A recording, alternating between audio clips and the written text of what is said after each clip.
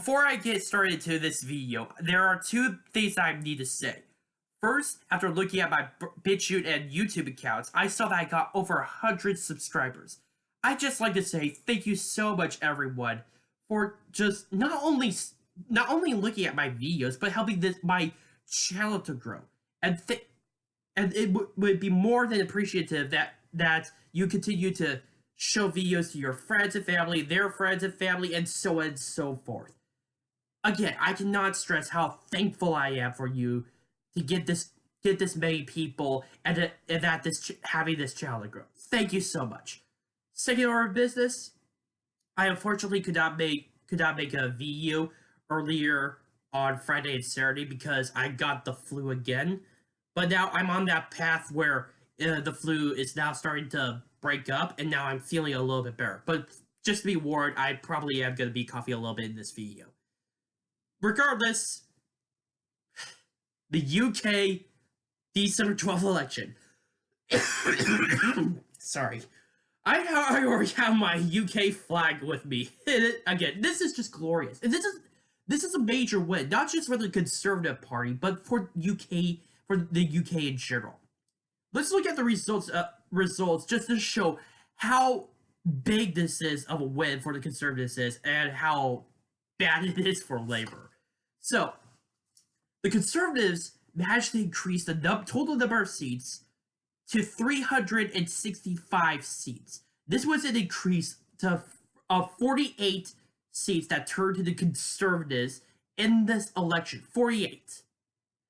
And this also gives Boris Johnson and his Conservatives a near majority, which, by the way, you need the near majority is 326 seats. That's the minimum that you need for a majority within the House of Commons. And they have surpassed that. 365. Now, in an example, it showed that that the Conservatives may have gone to what would have probably had 368 seats, but unfortunately they were just 3 seats off from that. But nonetheless, it was massive. This happens to be one of their best wins since the 1980s, when Margaret Thatcher was still around being Prime Minister and leader of the Conservative Party. This is one of their best wins. And this shows even better because of how badly Labour lost. Labour lost 60 seats. And apparently, a lot of media outlets have looked at this and saw that it was Labour's Labour's worst election result since 1935.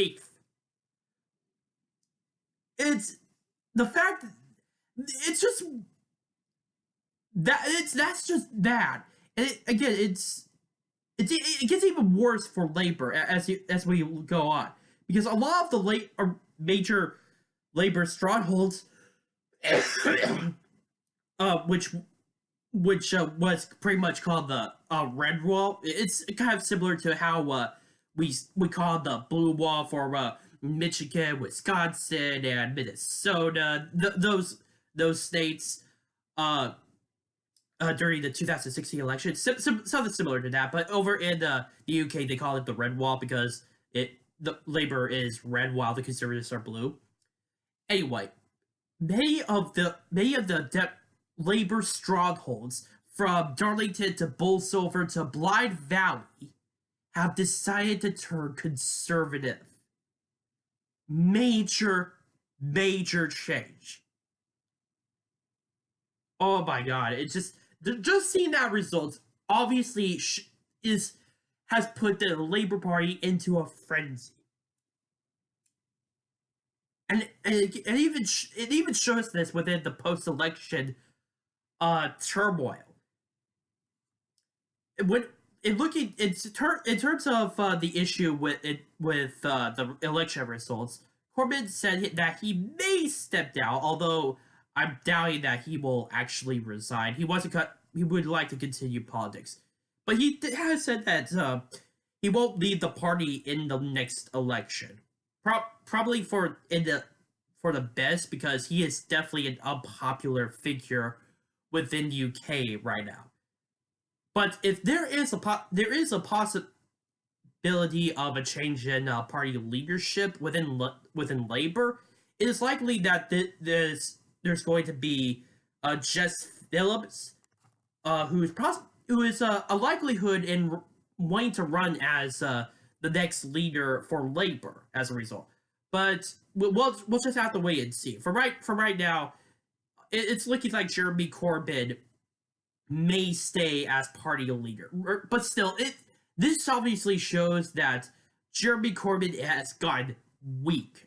Not just as a result of his overall performance within the election, but just how badly he's just been leading the entire Labour Party as a result. Even before the election itself, there's already sharks in the water just waiting to pounce on him, just waiting for that opportunity to take a hold of that seat of power, to be the next Labour leader. But still, I'm afraid that even if there is going to be a change of leadership, that's not really going to help. I heard that that people, aside from Jeremy Corbyn, a lot of people like Jess Phillips, as I stated before, are not very popular within the UK. And of course, their entire voting base has, as a result, decided to switch from the Labour Party all the way to the Conservatives. After all, we did see that the Labour strongholds of Darlington, Bolsover, Blythe Valley, just to name a few, decided to switch to the Conservatives. This obviously shows that the working class has decided to reject the Labour Party altogether, or at least most of them. All that the Labour Party has are just basically people like Antifa, hardcore anti-Brexiters, and that's basically about it. And even even mainstream media, a little bit, it's a lot of the elites, but again, that's not really good voting base. You really need the working class, you need a little bit of the working class in order to still retain that common man imagery that's associated with their party, and apparently Labour has lost that as a result. And again, considering the change of the demographics within Labour as a result of the change of these groups from Labour to Conservative, I don't see Labour doing too well in the future. I really don't. In fact, I see it turning farther to the left, kind of like the Democrats here in the United States. And honestly, that's not turning out well for them. The Democrats, I mean.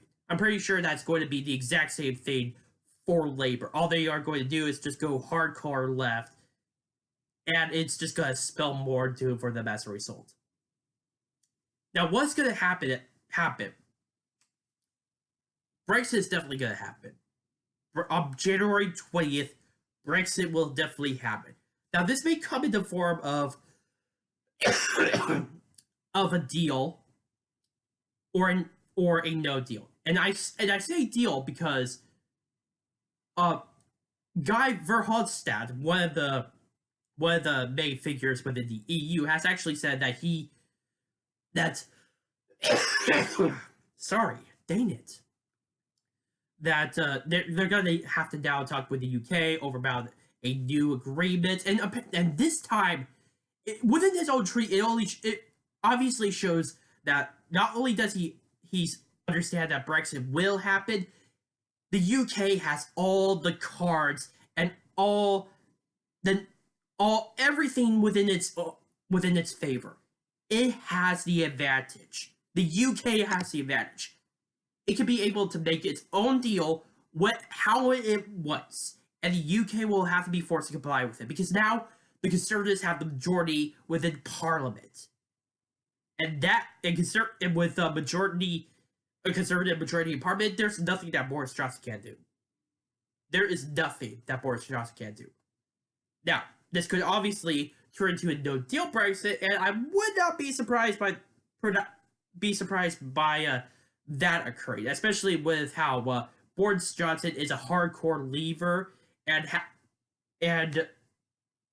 how much he despises the EU as a result.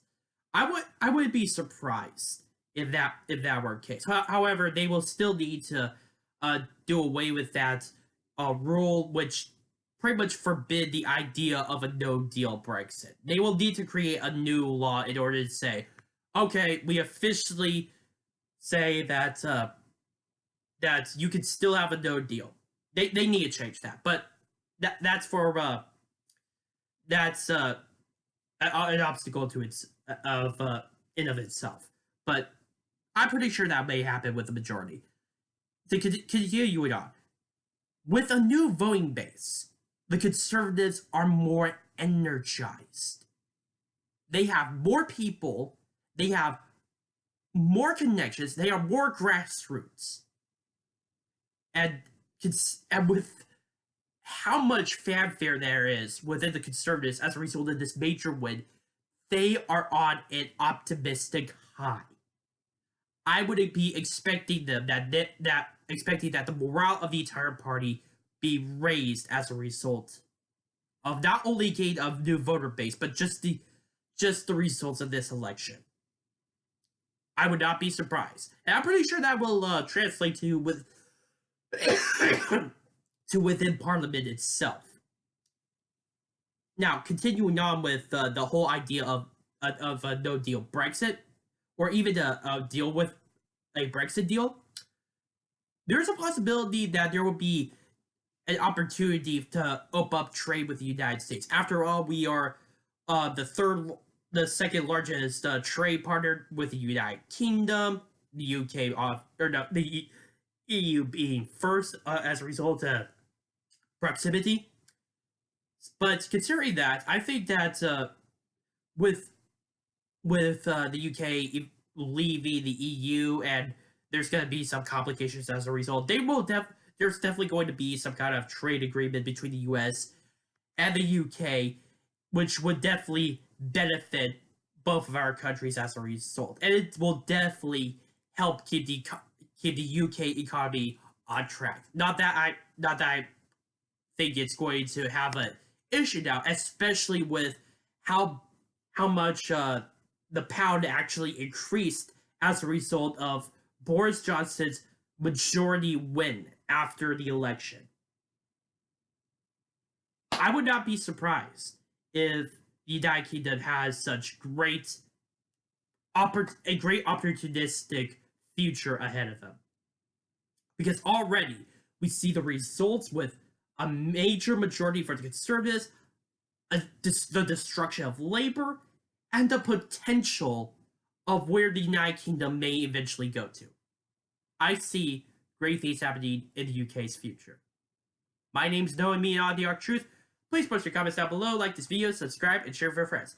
Also, if you have any issues regarding my videos, such as how to improve them, in terms of in terms of how I speak, or how I frame my videos, what subjects should I cover, etc., please post them down in the comment section down below, or directly message me. Thank you.